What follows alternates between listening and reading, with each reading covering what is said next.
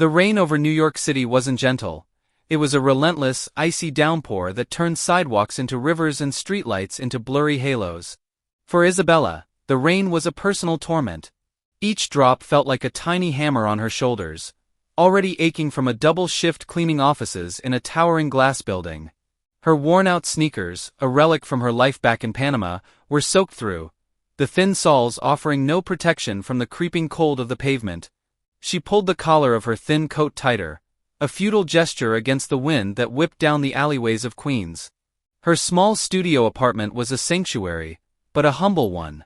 It was a single room above a noisy bodega, smelling faintly of fried plantains and damp concrete. The radiator hissed and clanged a discordant symphony, but it provided little real heat. As she fumbled with her keys, her fingers numb and stiff, she allowed herself a single, quiet sigh. This was not the life she had dreamed of. Back in Panama, she had been a teacher, respected, surrounded by the vibrant chaos of her family. Here, she was invisible, a ghost who wiped fingerprints from glass and mopped floors after dark. She missed the sun, the sound of the waves in Cologne, her mother's voice. A single tear warm against her chilled skin traced a path down her cheek before she quickly wiped it away. Self-pity was a luxury she could not afford. She had to send money home. Her mother's medicine depended on it. She finally pushed the door open, the familiar squeak a sound of weary homecoming. She dropped her bag, heavy with cleaning supplies and her damp uniform, and reached for the light switch. A small mewling sound stopped her cold. It wasn't the wind. It was too soft, too alive. Her heart leapt into her throat. She flicked the switch, and the single bare bulb illuminated the room. There, tucked against her door, shielded from the worst of the weather by the shallow alcove, was a cardboard box. And inside the box, swaddled in a sodden pink blanket, was a baby. Isabella froze, her breath catching in her lungs. The world narrowed to the tiny, shivering form. The baby's face was scrunched and pale, its cries weak, pitiful. For a long, terrifying moment, Isabella just stared, her mind refusing to process the scene. A baby. On her doorstep. In this storm. Her maternal instincts, dormant for so long, roared to life, shattering her shock. She fell to her knees, her own exhaustion forgotten. Dios mío, she whispered, her voice trembling. Gently, as if handling the most fragile glass, she gathered the infant into her arms. The baby was ice cold. Panic, sharp and acidic, shot through her. She rushed inside, kicking the door shut behind her. She laid the baby on her bed, her hands flying as she peeled off the wet blanket. Underneath, the baby was dressed in a clean, if simple, onesie. She was a girl, maybe a few months old. Isabella wrapped her in her own only dry, thick blanket, the one her mother had knitted for her, a splash of colorful warmth in the gray room. She held the baby close to her chest, rubbing her back, trying to impart her own fading warmth. Sure, mi vida, shhh, she cooed, the Spanish endearment coming naturally. You are safe now. The baby's cries subsided into whimpers, her tiny fist closing around Isabella's calloused finger. The trust in that tiny grip was overwhelming. What monster, Isabella thought, her blood boiling with a sudden, fierce anger, could leave a child like this? Her eyes scanned the box, the blanket, for a note, an explanation, anything. There was nothing. Just a baby, abandoned to the mercy of a stranger and a storm. Her mind raced. Should she call the police? Of course she should. But a deep primal fear gripped her. What if they took the baby away to some cold, impersonal system? What if they didn't believe her? An immigrant, alone, with a baby that wasn't hers?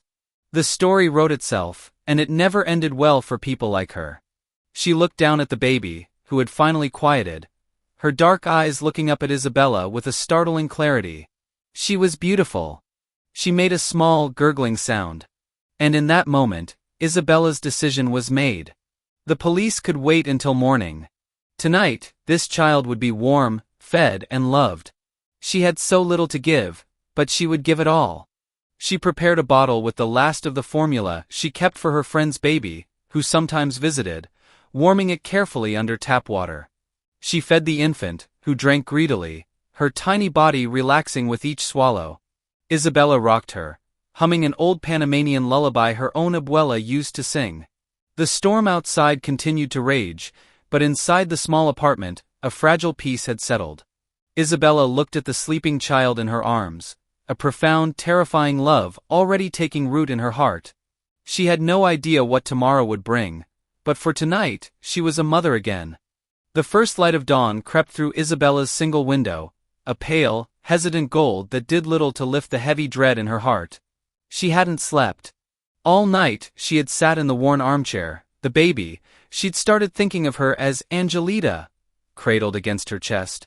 Every soft snuffle, every shift in the baby's breathing, had been a reminder of the impossible situation.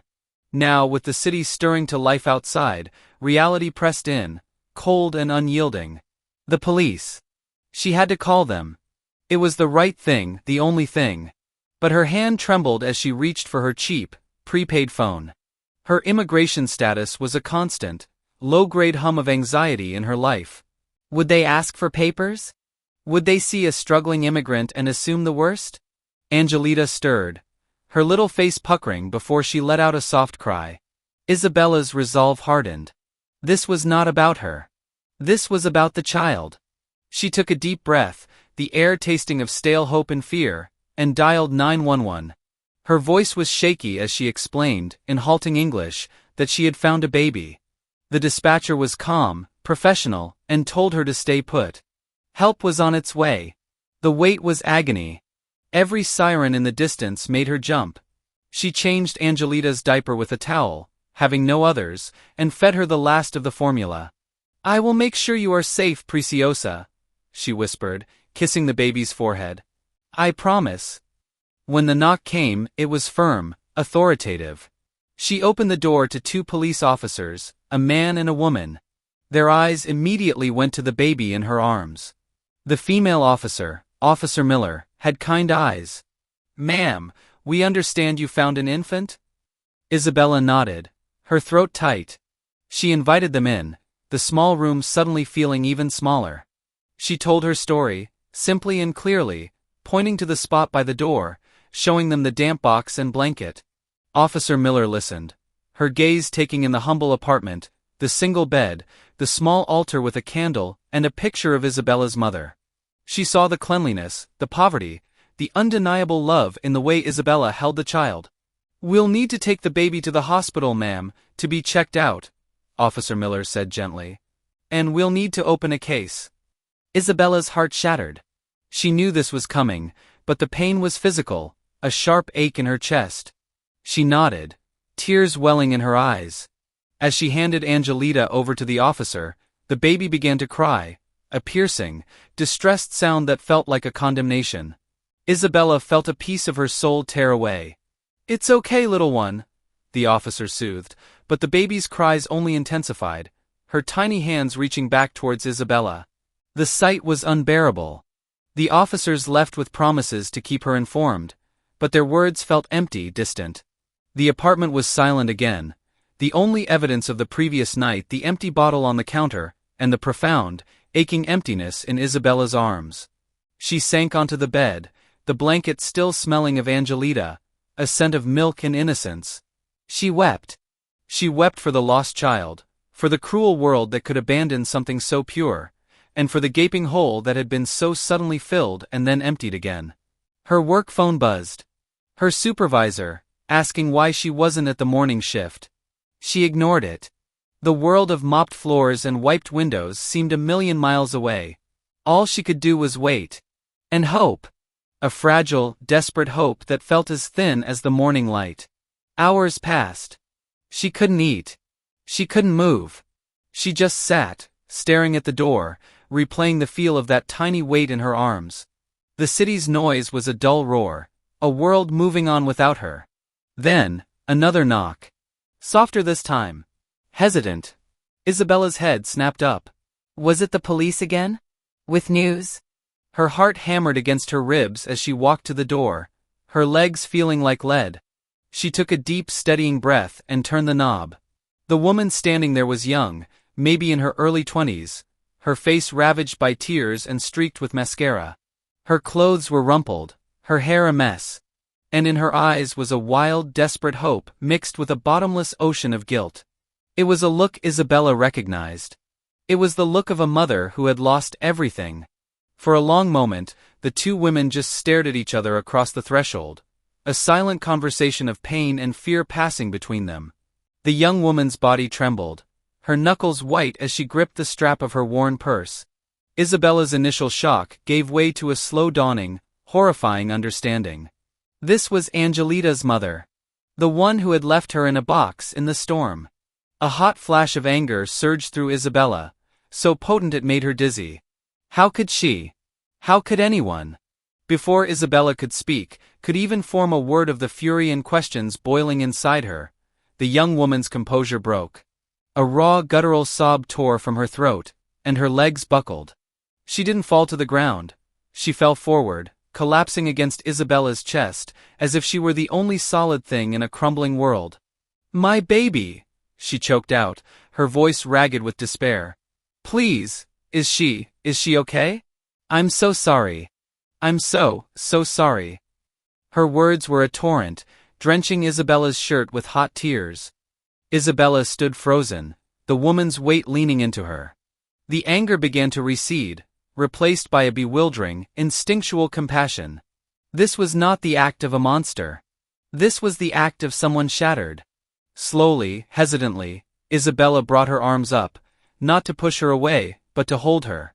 She guided the sobbing woman into her apartment and onto the armchair, the same one where she had held the baby all night.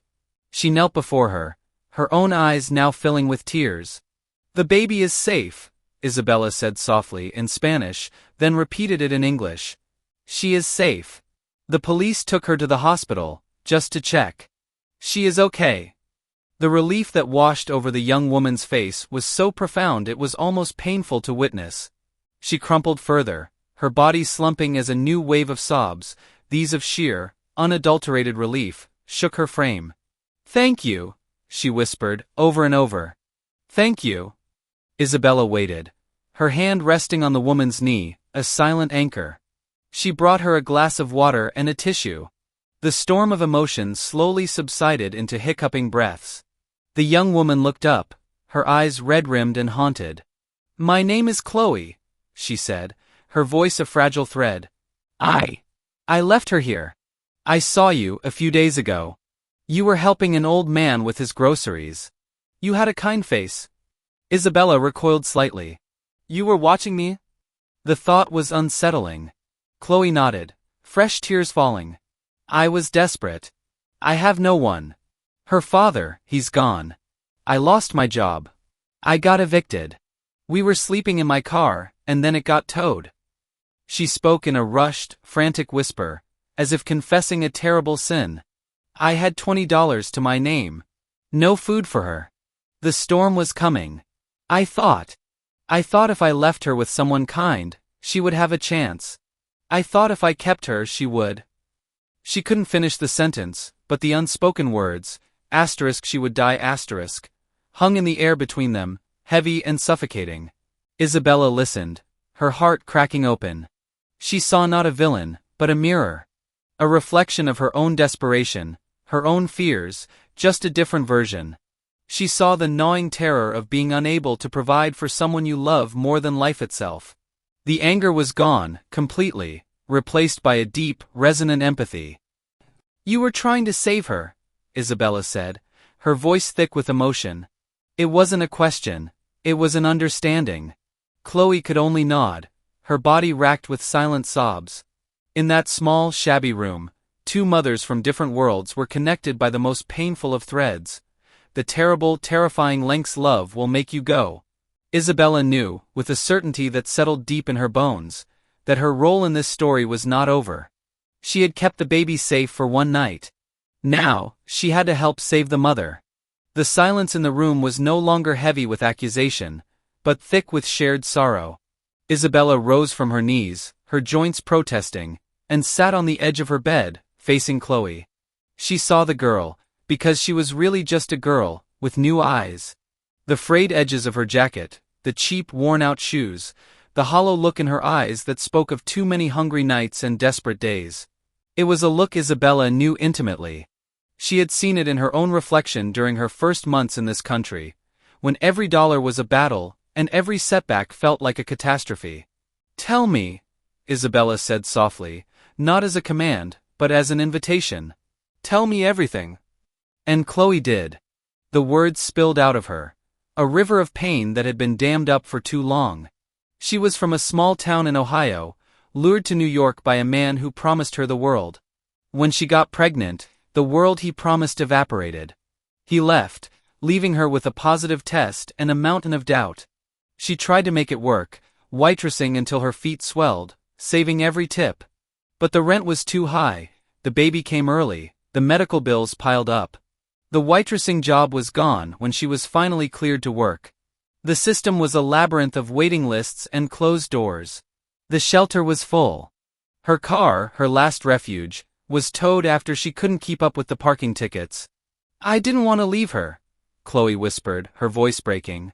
"I walked for hours in the rain. I must have passed 100 doors. But yours, you had those little flowers in the window box. They were so beaten by the rain, but they were still hanging on. I thought if my daughter could be somewhere where someone still tries to make things beautiful, even when it's hard." She trailed off, wiping her nose with the back of her hand. "It was the worst moment of my life. Walking away. I hid across the street and watched until you came home. I saw you take her in. I saw the light go on. And then I ran. I spent the night in a subway station, just crying. I knew I had made a terrible mistake. A mother doesn't leave her child." Isabella listened, her own story echoing in the spaces between Chloe's words. She remembered her first days here, the crushing loneliness, the fear of failure. She had the solace of a family back home, a purpose in sending money. But Chloe had nothing. No anchor. No net. Just a baby and a world that seemed determined to crush them both. Isabella thought of the cold, impersonal feel of the office buildings she cleaned, the mountains of wealth that existed just beyond her reach. She thought of the judgment she sometimes faced, the whispered assumptions about people like her. And she saw that Chloe was facing a different, but equally brutal, set of judgments. "You are not a bad mother, Chloe," Isabella said, her voice firm, filled with a conviction that surprised even her. "You are a mother in a storm. There is a difference." She stood up and went to her small kitchenette. She had very little, but she had enough for this. She made 2 cups of strong, sweet tea, the way her mother always did in times of crisis. She handed one to Chloe. Their fingers brushed, a connection of warmth and shared humanity. "We will figure this out," Isabella said. "Together." The word hung in the air, a promise. She didn't know how. She didn't know what she could possibly do. But she knew that she would not, let this young woman face her Goliath alone. The baby needed her mother. And the mother, Isabella saw with painful clarity, needed someone to believe in her. For the first time since she found the baby, a new feeling began to push through the worry and fear, a sense of purpose. She had saved the child from the storm. Now, she had to help save them both from the calm that was even more dangerous. The bus ride to the hospital was a journey through a city that now looked different to Isabella. She saw the alleys not just as shortcuts, but as potential refuges.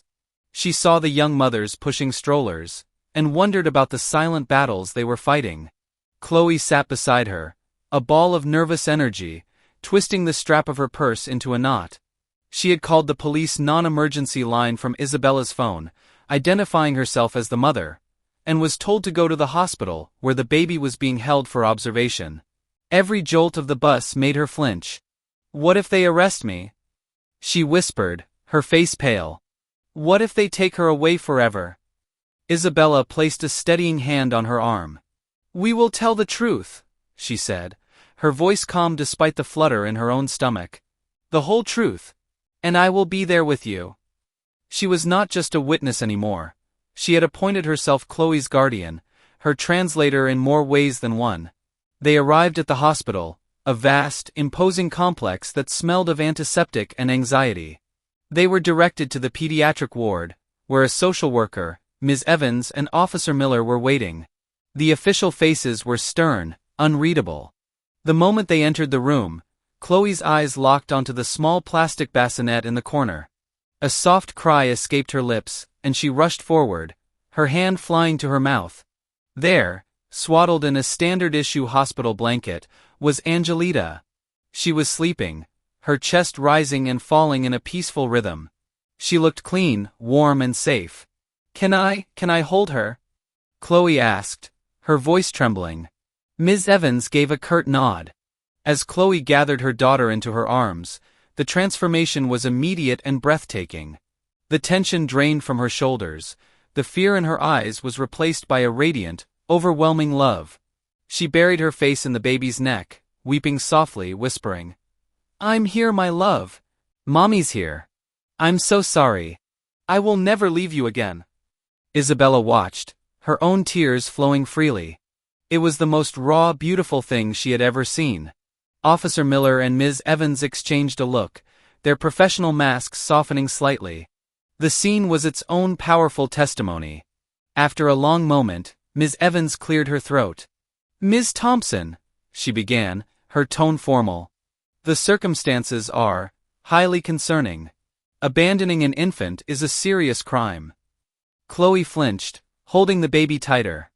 "But," Ms. Evans continued, her gaze flicking to Isabella, "we have Isabella's statement about the condition in which the baby was found, and the fact that she was left in a manner that ensured she would be found quickly by a specific person. We also have your voluntary return and your evident distress. This changes things." The next hour was a blur of questions. Chloe, with Isabella often gently clarifying or adding a supportive word, told her story again. She spoke of the eviction, the lost job, the desperation. Isabella spoke of finding the baby, of the clean onesie under the wet blanket, a small but crucial detail that spoke to a mother's care even in her moment of ultimate despair. She spoke of Chloe's immediate, gut-wrenching return. The focus of the conversation began to shift. It was no longer about if Chloe was a fit mother, but about how she could be supported to be one. Ms. Evans started talking about resources, emergency housing vouchers, WIC for formula and food, job placement programs. The language of punishment was slowly being replaced by the language of help. A fragile, tentative hope began to bloom in the sterile hospital room. The walls weren't just holding a mother and child, they were holding the possibility of a new beginning.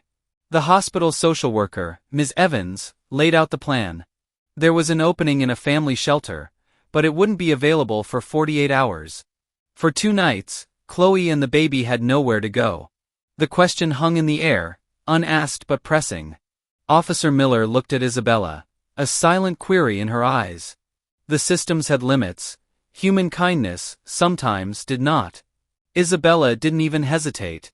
She looked at Chloe, who was clutching her daughter as if she were a lifeline, her face a mixture of hope and fresh fear.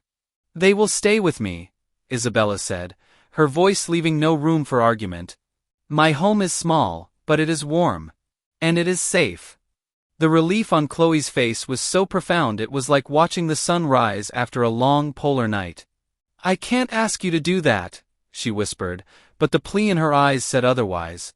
"You are not asking," Isabella replied firmly. "I am offering."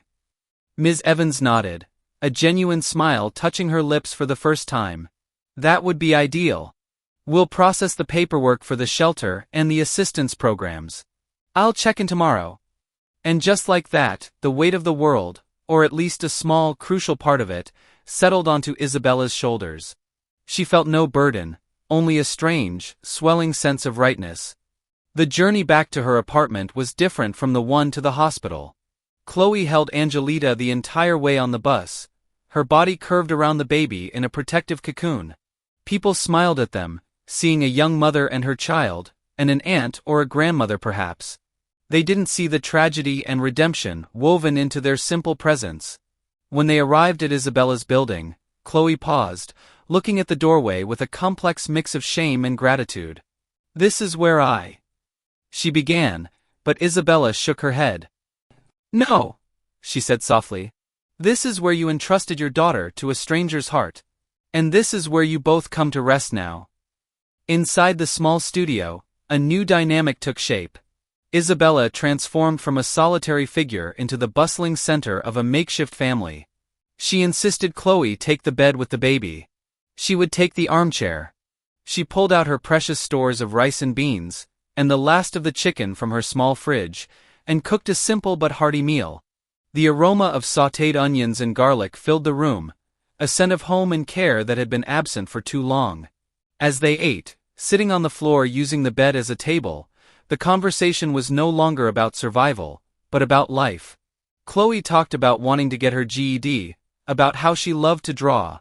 Isabella talked about Panama, about the loud, colorful festivals and the way the ocean smelled.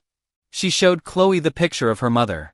For a few hours, the tiny apartment was not a place of poverty, but a palace of shared dreams and quiet understanding. That night, as Chloe and the baby slept in her bed, Isabella sat in her armchair, watching them. The soft rhythm of their breathing was a lullaby. She had come to this country, seeking a better life for her mother. She never imagined she would help create a better life for a stranger. The room was crowded, but her heart had never felt more spacious. The next morning, Isabella woke with a stiff back but a light heart. The sight of Chloe and Angelita sleeping peacefully was a balm to her soul. She moved quietly, preparing a bottle with the formula the hospital had provided, and started a pot of coffee. The familiar routine felt different, infused with a new purpose. When Chloe stirred, blinking in the morning light, she looked for a moment disoriented. Then her eyes found her daughter, and a serene smile spread across her face. "I thought it was a dream," she whispered, her voice thick with sleep. "For a moment, I was afraid to open my eyes." Isabella brought her the bottle and a cup of coffee. "It is not a dream," she said. "It is a new day." While Chloe fed the baby, Isabella made a decision. She called her supervisor again. This time, her voice was different, not pleading but firm. She explained she had a family emergency, and would not be in for her shifts for the next 2 days. She didn't know how she would manage the lost wages, but looking at the mother and child in her bed, she knew it was a price she was willing to pay. Her own mother's voice echoed in her head. "Xinghao, cuando das todo, el universo te devuelve más." Xinghao, when you give everything, the universe returns more. Later that day, they took a walk to the local bodega to get a few more essentials. Isabella introduced Chloe to Mr. Fernandez, the elderly owner, simply as her friend and her baby. Mr. Fernandez, a gruff man with a heart of gold, took one look at the young mother's thin jacket and the baby's lack of a proper hat, and clucked his tongue. "Wait here," he said. He returned with a small, hand-knitted yellow beanie. "For the little one. My wife makes them." He also slipped an extra bag of oranges into Isabella's bag, refusing payment. "For strength," he grunted. It was a small gesture, but it felt monumental. It was the world in its own small way, beginning to hold them. Back in the apartment, they practiced the intricate dance of new motherhood under Isabella's gentle guidance. She showed Chloe how to bathe the baby in the small sink, how to swaddle her tightly so she felt secure. She shared stories of her own struggles as a young teacher, feeling overwhelmed and inadequate. "We all feel this way," Isabella reassured her. "The fact that you worry so much proves you are a wonderful mother." Chloe listened, absorbing the wisdom and the kindness like a plant finally receiving water.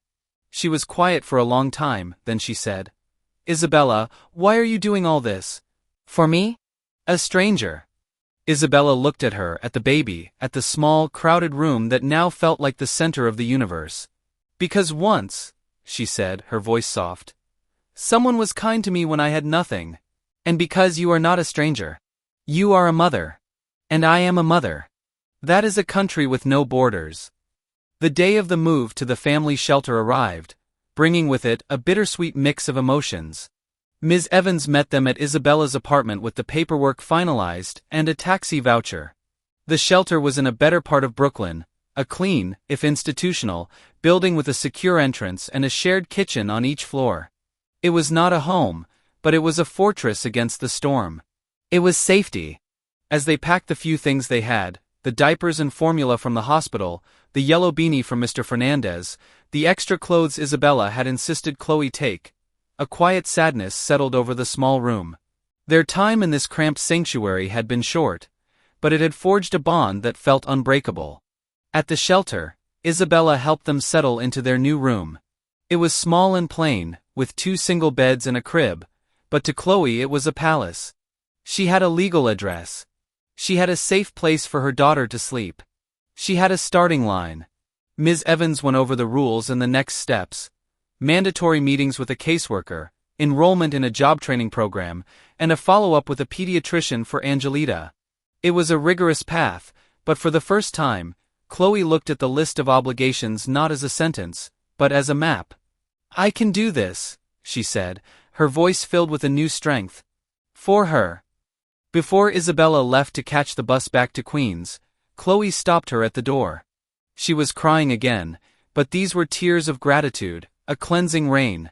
"I don't know how to ever thank you," she said, her voice trembling. "You didn't just save her.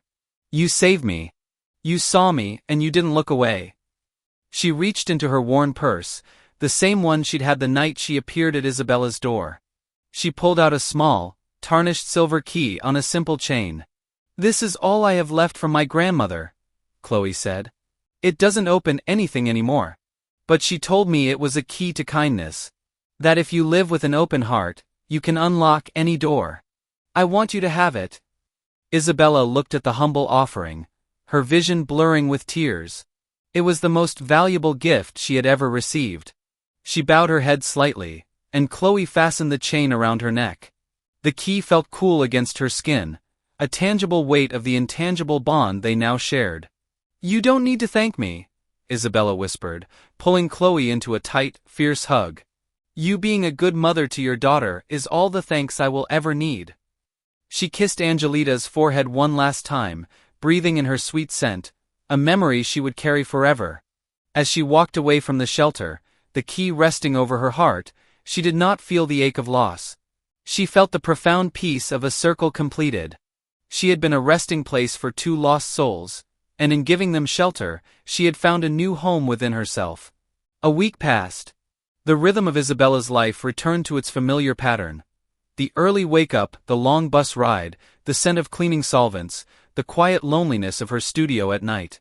But something fundamental had shifted. The apartment no longer felt empty. It felt like a place where miracles had happened. The tiny key around her neck was a constant, comforting reminder. She found herself smiling more easily. She talked to Mr. Fernandez at the bodega about his wife. She even exchanged a few words with the other cleaning women at work, something she'd always been too tired or too withdrawn to do before. The act of radical kindness had cracked her shell open, letting a new light in. She thought of Chloe and Angelita often, sending silent prayers for their strength. She wondered how they were adjusting to the shelter, if Chloe had started her job training, if the baby was growing.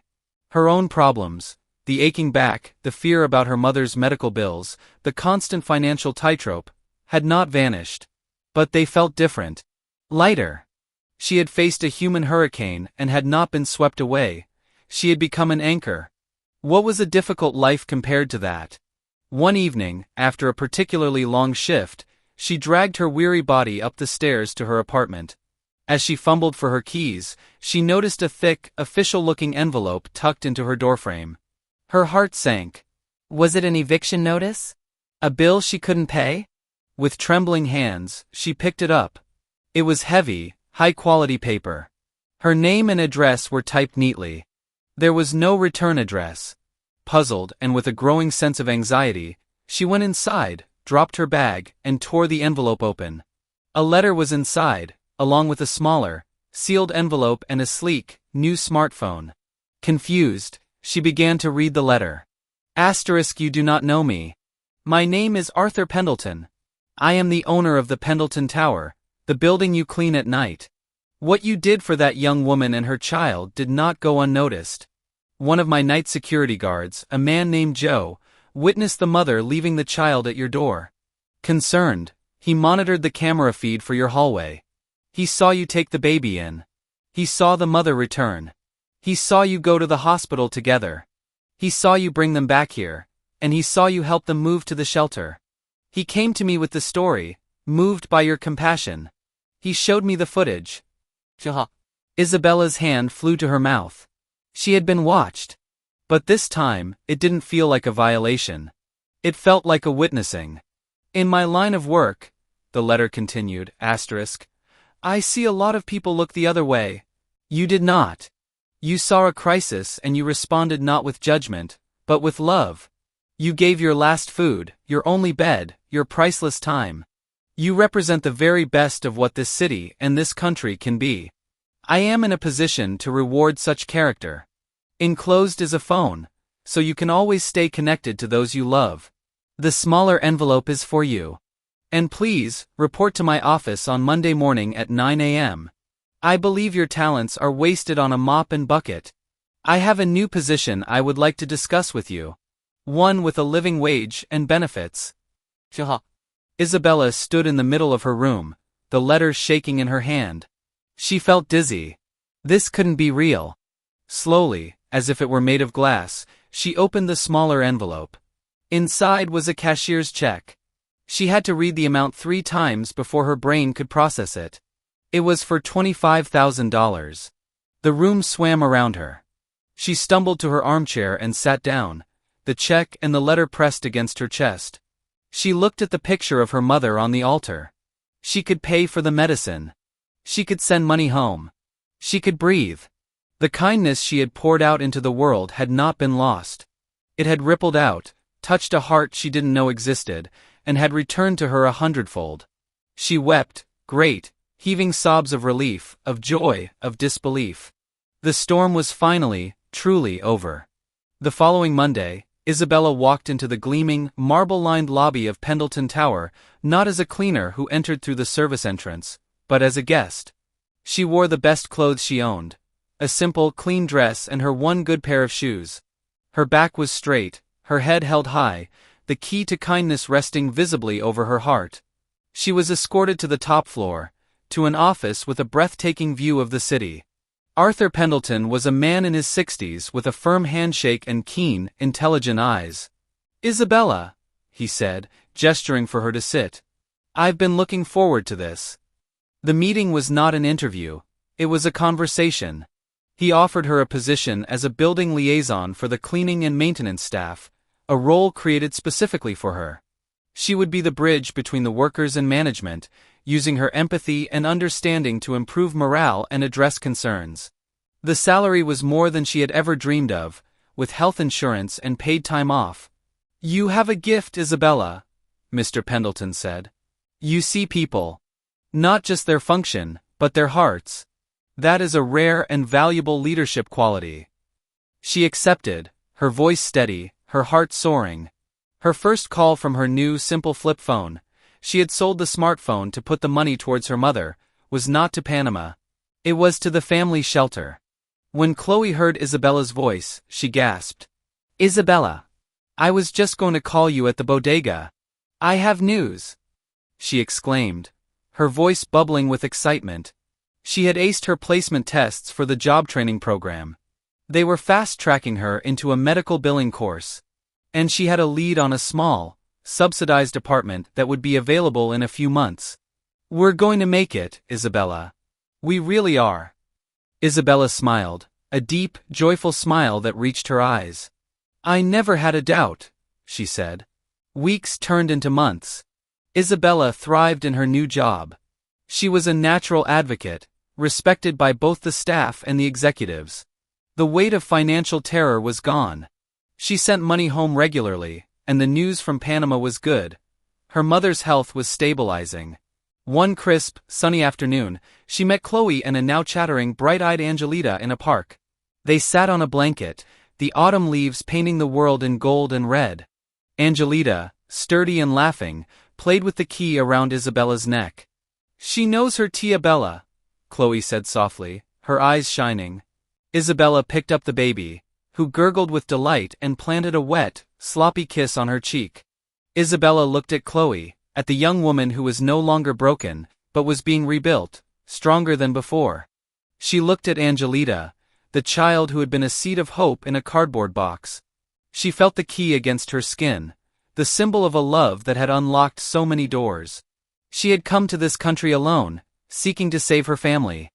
She had found a family waiting for her in the most unexpected place.